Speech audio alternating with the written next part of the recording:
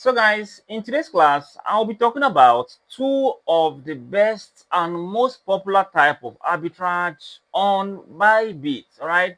Now, people have been asking what are the best types of arbitrage I can do on Bybit? How do I navigate between crypto prices? And what is the best arbitrage that can be done on the Bybit app? All right.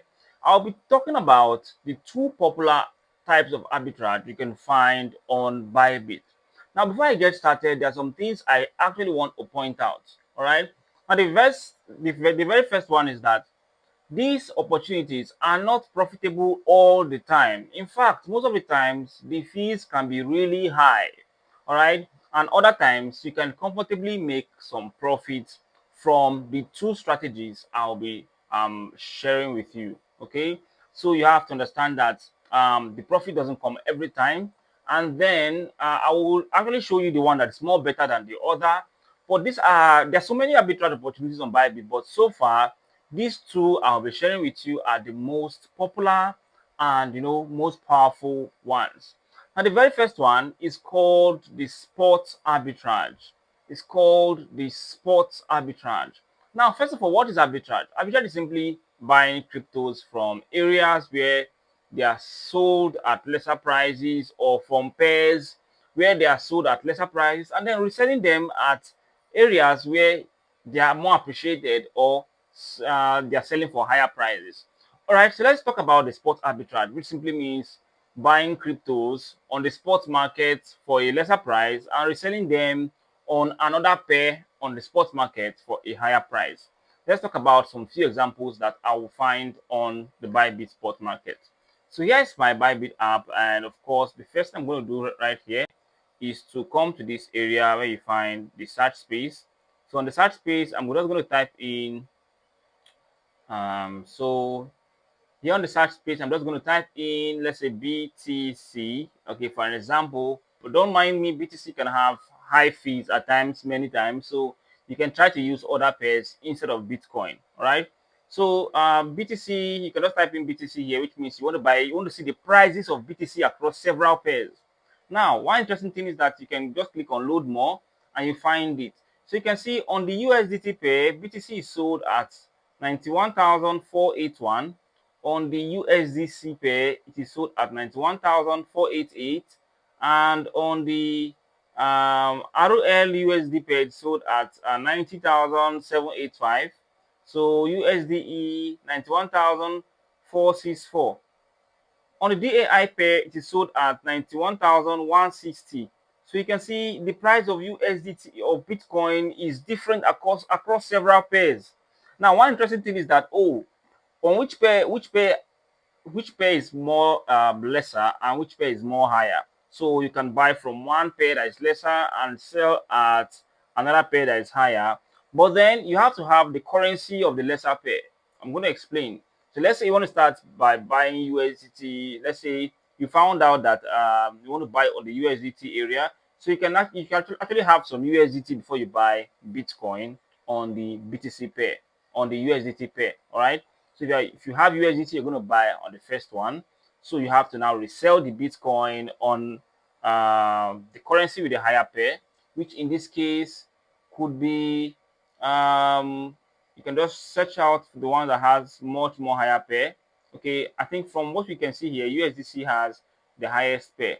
Okay, but then you have to find the currency that have the lowest pair then. So from here, I think the lowest pair here should be DAI. I think for me, I'm going to prefer using the DAI because it's more popular.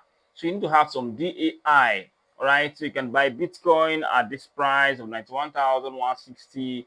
The reselling could be at a higher pair, or which is going to be like the USDT Bitcoin, all right, which is the highest, which is one of the most popular pairs here. So if you do your maths, you can see that there are significant profits attached. But then there's some things you have to understand.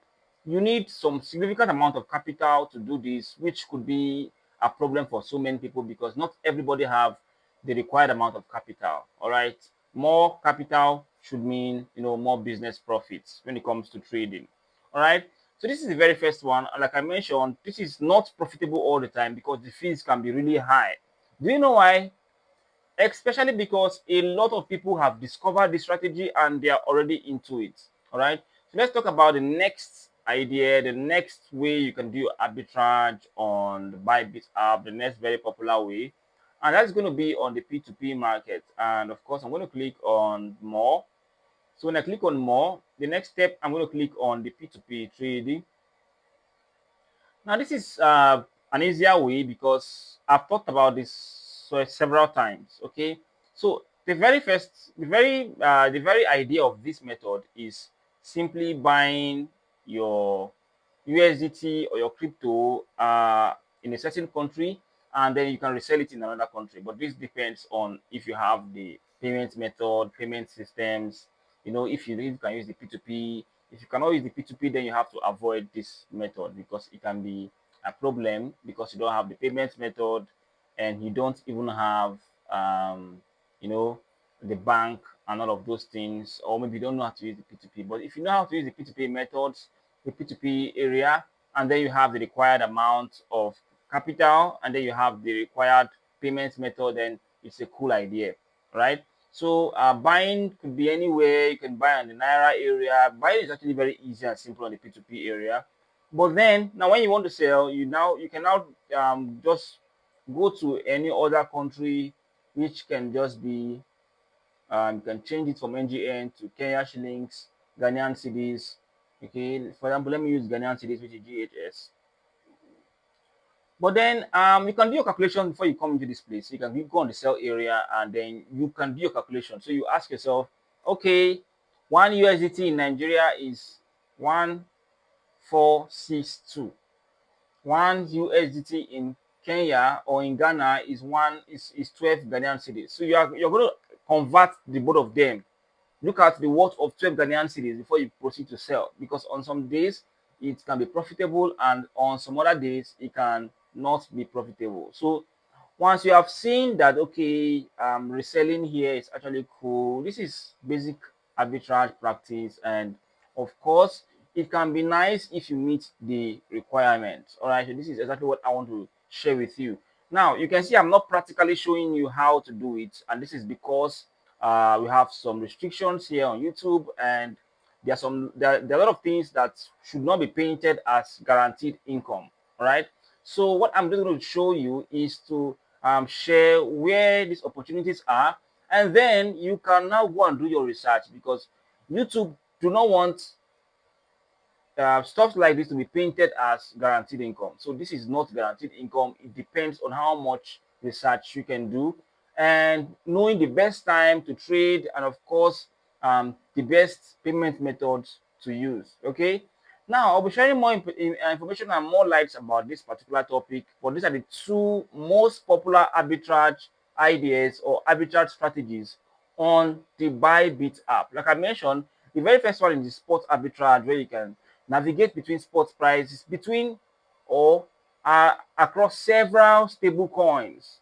Okay, it is actually very usual in the arbitrage market. And the second strategy is actually knowing where to buy and where to sell on the P2P across several countries. You have the Nigerian market, you have the Ghanaian market. For example, I'm on the Ghanaian market. So just like you're going to Nigeria to buy, okay, let me give you an example. Let's say in Nigeria, a let's say